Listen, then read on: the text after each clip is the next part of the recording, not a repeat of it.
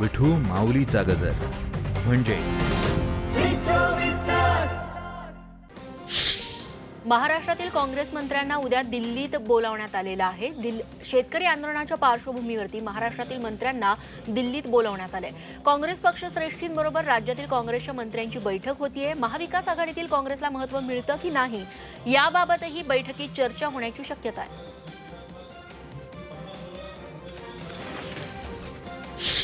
मराठा आरक्षणाच्या मागणीसाठी जालन्यात साष्ट पिंपळगावमध्ये बेमुदत राज्यव्यापी ठिय्या आंदोलन सुरू आहे। आज आंदोलनाचा 10वा दिवस।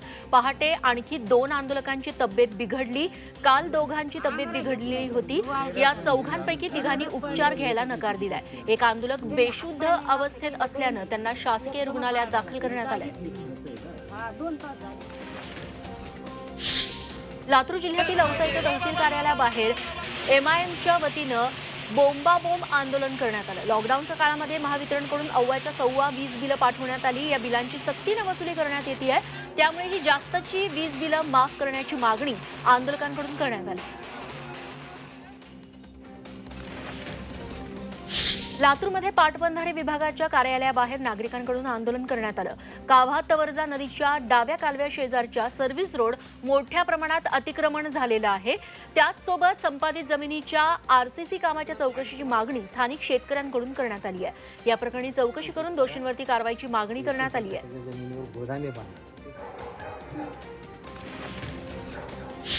कोल्हापूर महापालिकेतील घरफाळा विभागातील भ्रष्टाचाराविरोधात आम आदमी पक्षानं महापालिकेच्या गेटवर ढोल बजाव आंदोलन केलं। महापालिका दोषी अधिकारी आणि कर्मचाऱ्यांवरती कारवाई करायला तयार नाही, त्यामुळे प्रशासनाला जागं करण्यासाठी आपनं हे आंदोलन पुकारलं। जळगावच्या भुसावळ तालुक्यातील वरणगाव नगरपालिका परिसरात सफाई कर्मचाऱ्यांना आत्मदहनाचा प्रयत्न केला। गेल्या 6 महिन्यांपासून सफाई कामगारांना पगार मिळालेला नाही। याबाबत मुख्याधिकाऱ्यांकडे वारंवार मागणी करण्यात आली। दरम्यान कामगारांचं शिष्टमंडळ मुख्याधिकाऱ्यांना भेटण्यासाठी गेलं, मात्र सकारात्मक प्रतिसाद न मिळाल्यामुळे संतप्त सफाई कामगारांनी आत्मदहनाचा प्रयत्न केला। चंद्रपुरातील जीएसटी भवनापुढे टॅक्स प्रोफेशनल संघटनेनं एकत्र येत निदर्शनं केली। दिवसेंदिवस जीएसटी हा उद्योग आणि व्यावसायिकांसाठी अडसर होत चाललाय। सोप्या पद्धतीनं जीएसटी अंमलबजावणीची मागणी यावेळी करण्यात आली। यासाठी मोर्चाही काढण्यात आला। जर तुमच्याकडे कार चालवण्याचा परवाना असेल तर तुम्हाला मालवाहतूक करणाऱ्या टेम्पोचा वेगळा परवाना घेण्याची गरज नाही। महाराष्ट्रात राज्य वाहतूक आयुक्त अविनाश ढाकणे यांच्या कार्यालयाकडून या संदर्भात परिपत्रक जारी करण्यात आले। यापुढे मालवाहतूक करणारा छोटा टेम्पो देखील लाईट मोटार व्हेइकलमध्ये गणला जाणार आहे। तुळजाभवानी मंदिरात यापुढे आठवड्यातले 3 दिवस 10,000 अतिरिक्त दर्शन पास दिले जाणार आहेत। इतर दिवशी 20,000 पास मिळतील। दर मंगळवार, शुक्रवार, रविवारी आणि पौर्णिमेला 30,000 दर्शनाचे पास देण्यात येणार आहेत। मंदिर संस्थान विश्वस्तांच्या बैठकीत हा निर्णय घेण्यात आलाय। त्यासोबत सशुल्क दर्शन आता 300 रुपयांऐवजी 200 रुपये करण्याचा निर्णय देखील बैठकीत घेण्यात आलाय। जेजुरीनंतर खंडेरायाच्या 12 स्थानांपैकी एक महत्त्वाचं ठिकाण असलेल्या अंबरनाथमधील मुळगावचा डोंगर इथं दरवर्षी पौष पौर्णिमेला खंडोबाचं लग्न लागतं। मात्र यंदा कोरोना संकटाच्या पार्श्वभूमीवरती हा सोहळा अत्यंत साधेपणानं पार पडला। पुढच्या महिन्यात होणारी जत्रा देखील रद्द करण्यात आली आहे। भाविकांनी सहकार्य करावं असं आवाहन मंदिर व्यवस्थापनानं केलंय।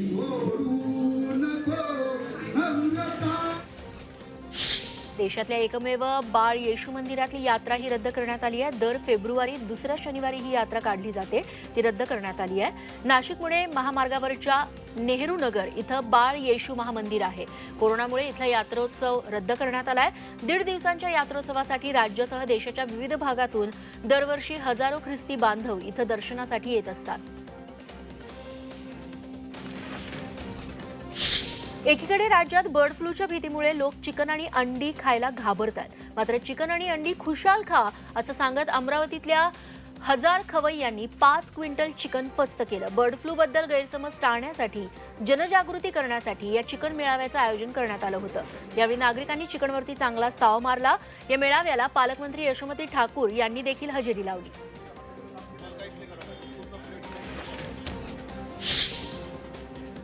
चिपळूण तालुक्यातल्या विंध्यवासिनीच्या जंगलामध्ये बिबट्याची 2 पिलं आईपासून वेगळी झाली होती. माय लेकराच्या भेटीसाठी वनविभाग आणि प्राणीमित्रांनी पुढाकार घेतला. 6 दिवसानंतर ही भेट घडवून आणली. 12 जानेवारीला धामणवणे या गावातल्या एका ओढ्यात बिबट्याची ही 2 पिल्लं सापडली होती. 6 दिवसात या पिलांची योग्य काळजी घेण्यात आली. या बिबट्यांना बाटलीतून दूध पाजलं जायचं.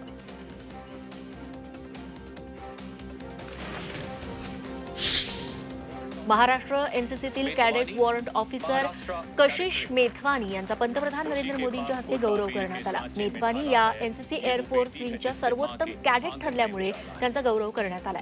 देशातील एकूण 100 कॅडेट्समध्ये ही स्पर्धा होती. यात सर्वोत्तम ठरलेल्या मेथवानी यांचा दिल्लीतील आयोजित कार्यक्रमात सन्मान करण्यात आला.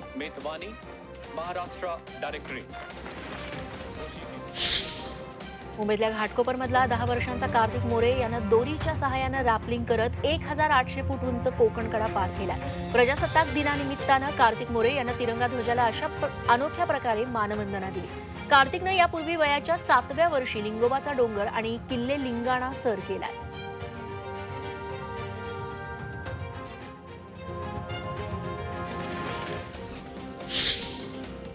रेल्वे क्रॉसिंगवरती आजही वाहन चालक निष्काळजीपणे वागत असल्याचं समोर आलंय. रेल्वेचं गेट पडलेलं असतानाही म्हणजे बंद झालेलं असतानाही एका तरुणानं बाईक घेऊन गेट पार करण्याचा प्रयत्न केला. तेवढ्यात समोरून भरधाव एक्सप्रेस येत होती.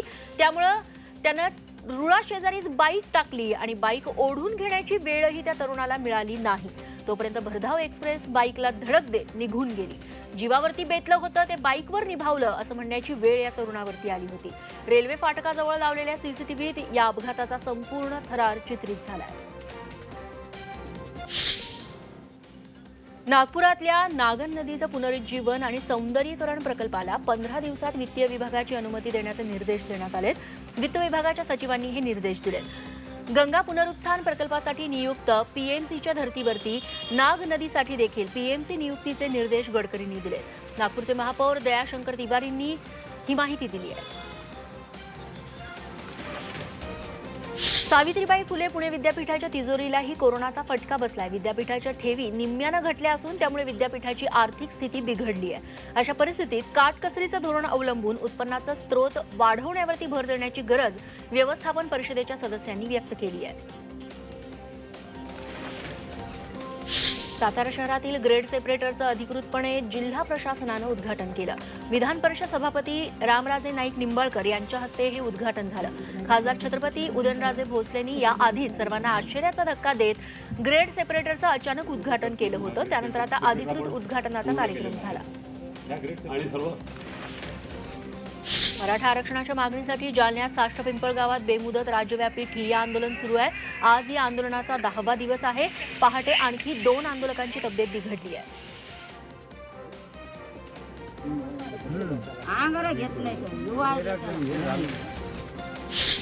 नाशिकमध्ये शिरसगाव प्राथमिक आरोग्य केंद्रात कुटुंब नियोजन शिबिरात 40 महिलांची शस्त्रक्रिया झालेली असताना कडाक्याच्या थंडीत त्यांना फरशीवरती झोपवल्याप्रकरणी आरोग्य विभागाच्या 8 जणांना आता नोटीस पाठवण्यात आली आहे. आदिवासी महिला स्वतःहून मोठ्या संख्येने आल्यामुळे हा प्रकार घडल्याची सारवासारव अधिकाऱ्यांकडून केली जात होती. हॅकर्सनं अल्पसंख्याक विद्यार्थ्यांची शिष्यवृत्ती गायब झाल्याच्या प्रकरणाची महसूल आयुक्तांनी आता गंभीर दखल घेतली आहे. झी 24 तासनं सर्वात आधी याबाबतची बातमी दाखवली. त्यानंतर शिक्षण विभाग सतर्क झालाय. उत्तर महाराष्ट्रातील 5 जिल्ह्यांमध्ये सर्व शाळांची तपासणी करण्याचे आदेश महसूल आयुक्तांनी दिलेत. तर नाशिक जिल्ह्यात 1647 शाळांची तपासणी केली जाणार आहे.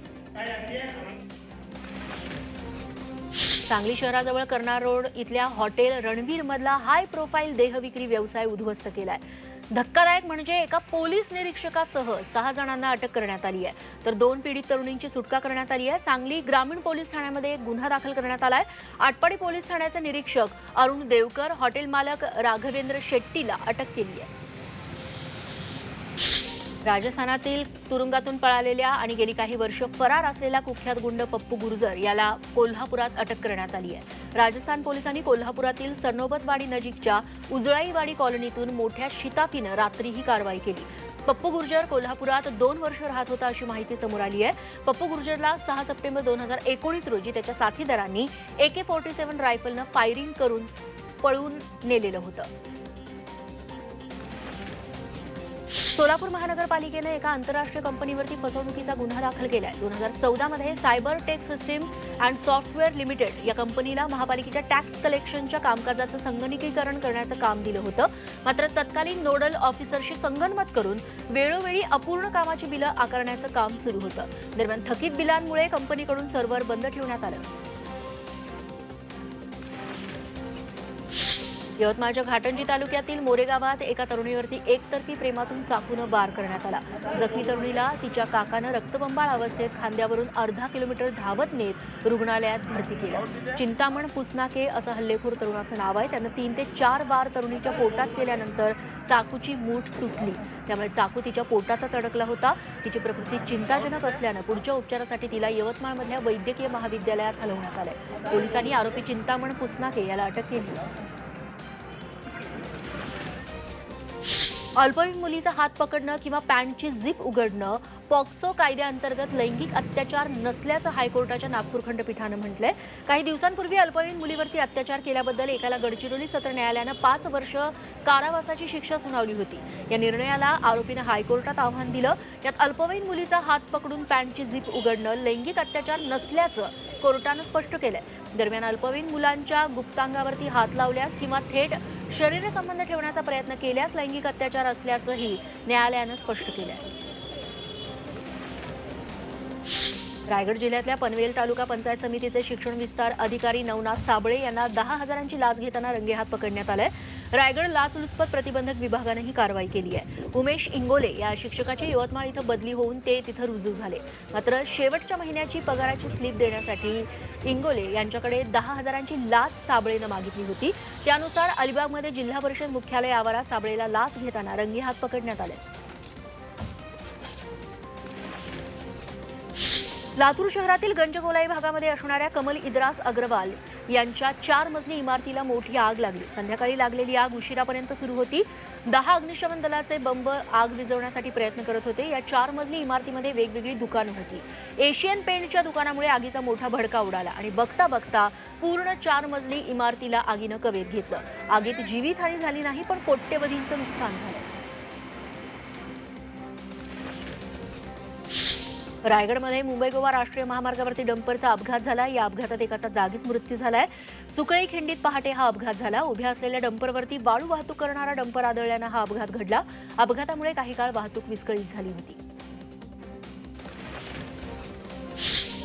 निफाडचा पारा आजही घसरलाय. निफाडमध्ये 8 अंश सेल्सिअस इतक्या तापमानाची नोंद झाली आहे. उत्तर भारतात हिमाचल प्रदेश, जम्मू काश्मीर आणि लडाखमध्ये सध्या जोरदार बर्फवृष्टी सुरू आहे. उत्तरेकडून येणाऱ्या थंड वाऱ्यांमुळे राज्यातही थंडीचा कडाका वाढलाय.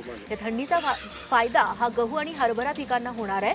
मात्र थंडीचा कडाका वाढल्यास द्राक्ष तसंच इतर फळ पिकांना याचा फटका बसण्याची शक्यता आहे. धुळे जिल्ह्यात गेल्या आठवड्याभरापासून तापमानाचा पारा खाली येतोय. जिल्ह्यात 8 अंश सेल्सिअस तापमानाची नोंद झाली आहे. आठवड्याभरापासून थंडीचा कडाका आणखीन वाढलाय. गार वारा, बोचऱ्या थंडीमुळे जनजीवनावरती परिणाम होतोय. रात्री 8 ते सकाळी 8 वाजेपर्यंत जास्तच कडाक्याची थंडी असते. दिल्लीत संसदेच्या अर्थसंकल्पीय अधिवेशनाला राष्ट्रपतींच्या अभिभाषणानं सुरुवात झाली. अभिभाषणात राष्ट्रपतींनी कृषी कायदे आणि कोरोना संकटाचा सामना करताना केंद्र सरकारनं घेतलेल्या निर्णयाचं कौतुक केलं. कृषी कायद्यांना सुप्रीम कोर्टानं स्थगिती दिली आहे. सरकार सुप्रीम कोर्टानं दिलेल्या निर्णयाचा सन्मान करून त्याचं पालन करेल असं आपल्या अभिभाषणात राष्ट्रपती म्हणाले. दिल्लीत बीटिंग द रिट्रीटचा सोहळा पार पडला. विजय चौकामध्ये संध्याकाळी 3ही सैन्य दलांचा शानदार बीटिंग द रिट्रीट कार्यक्रमाचं आयोजन करण्यात आलं होतं.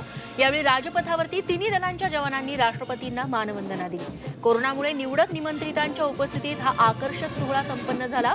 3ही सैन्य दलाच्या बँड पथकांनी विविध धूम सादर केल्या. राष्ट्रपती रामनाथ कोविंद, पंतप्रधान नरेंद्र मोदी, 3ही दलांचे प्रमुख आणि मान्यवर या सोहळ्याला हजर होते.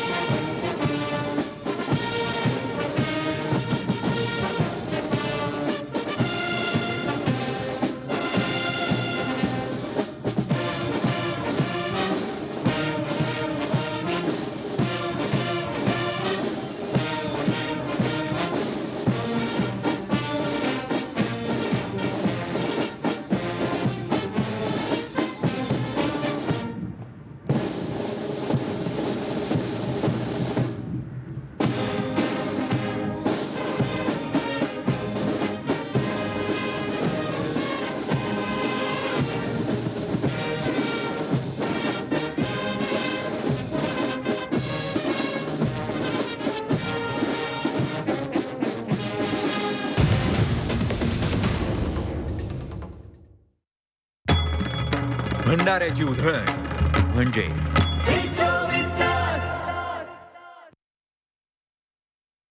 छत्रपतींचा विचार म्हणजे